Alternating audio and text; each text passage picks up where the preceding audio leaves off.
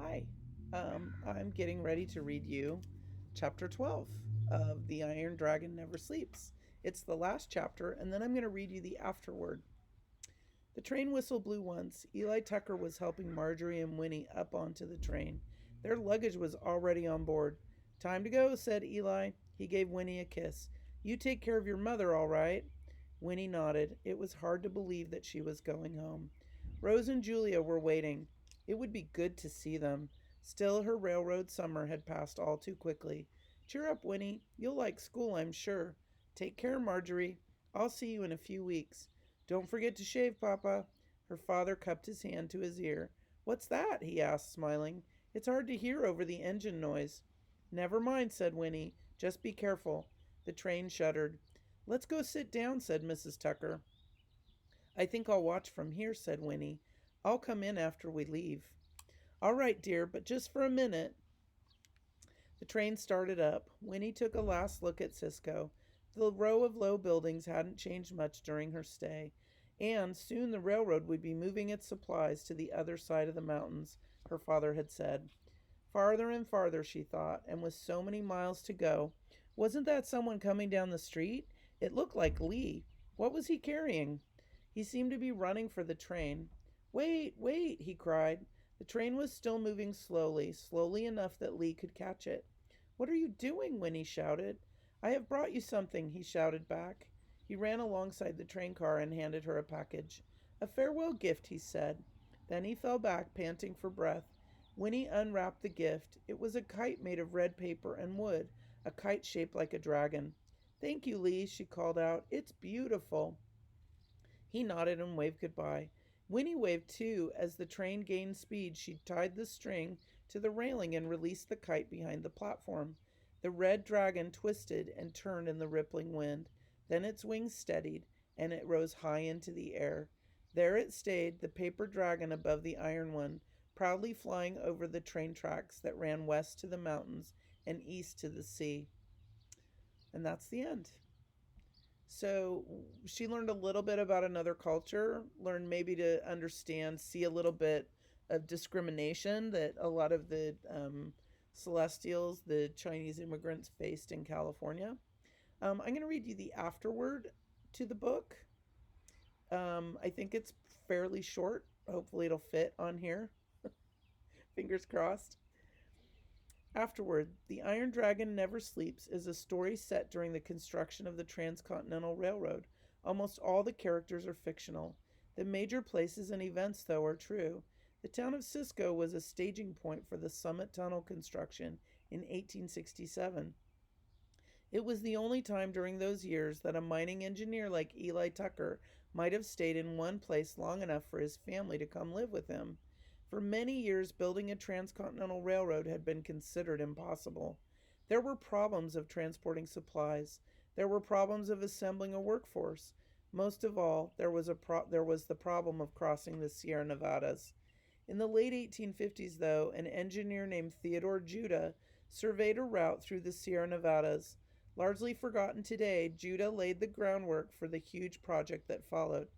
There is a street named after him in San Francisco. This project required thousands of workers, and the Central Pacific Railroad quickly ran short of men. It was Charles Crocker who suggested trying out the Chinese. He was one of the Central Pacific's four owners. The other three were Mark Hopkins, Leland Stanford, and Collis Huntington. They provided the money and political connections the railroad needed. Crocker himself oversaw the construction process. By 1867, Chinese immigrants made up much of his workforce. They were paid less and treated more harshly than the other workers. In protest, the Chinese actually went on strike. This strike in June 1867 ended a week later under the threat of heavy punishment. Crocker and the track supervisor, James Strobridge, did not take criticism well. They never admitted taking advantage of the Chinese. Instead, Crocker claimed, without proof, that agents of the Union Pacific Railroad had encouraged the strike. Crocker respected the Chinese at work, but he did not respect them in other ways. He shared this attitude with most of his countrymen. Chinese immigrants received little credit for building the railroad. Contemporary reports were quick to mention their unusual for the time, taste in food or bathing habits, yet their dedication and hard work went unmentioned. The Transcontinental Railroad was finally completed on May 10th, 1869. A gold rail spike was used to mark the final connection.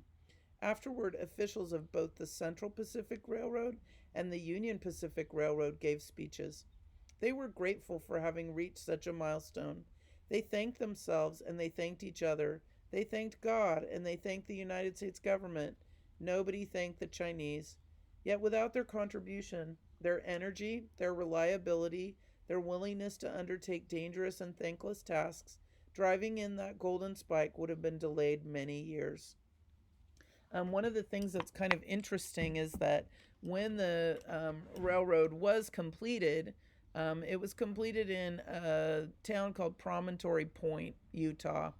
And they took a photo, a really famous photo of the railroad from the East Coast meeting up with the railroad from the West Coast. And there's a big train engine on each of the tracks has a train engine on it facing each other. And then they're driving in the golden spike that connects the tracks for the two. And they made all of the Chinese workers get out of the picture.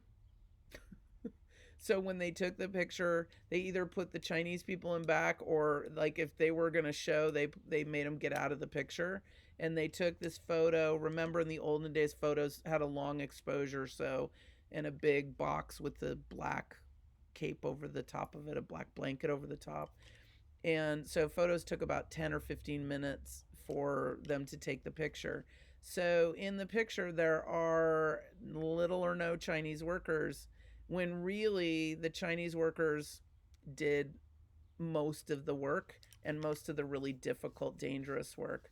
I recently saw a picture that was really cool where a lot of the Chinese railway workers' descendants, so like their great great grandkids or their grandkids or their great great great great grandkids, posed in the same spot for the same picture. And they were able to pose there and sort of recognize that their ancestors had really worked hard on the railroad. And even though they weren't in the original photo, they were sort of honoring them by standing in for them in a more modern photo, which was very cool. Discrimination against the Chinese in California was horrendous, absolutely horrendous. And it's one of the saddest parts, I think, of our state's history, was that behavior towards Chinese immigrants, because they contributed so much to the state and gave so much hard work and so much hard effort and brought so much culture to the state, and they were just treated terribly. So I posted a video about the Chinese Exclusion Act. Hopefully you'll take a peek at that video and you'll see a little bit of that discrimination that happened at that time.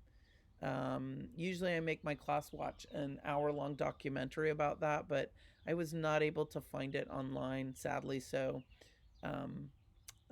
you can watch the little short video, I think it's about 10 minutes long, about the Chinese Exclusion Act. That was passed by Congress, but it was really pushed hard to be passed by California, which, again, shame on us as a state that's what we were willing to do to a lot of people that really helped to build our state. Anyway, hope you enjoyed that book, and hope you enjoyed Winnie and Lee kind of forming an unusual friendship over peppermints. Candy, it brings people together, brings us together. All right, anyhow, talk to you later.